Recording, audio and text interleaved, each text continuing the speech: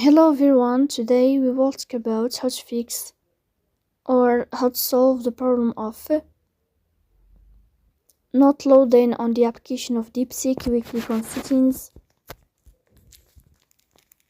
This first page here you will enter. Then we click on apps, default apps, app settings.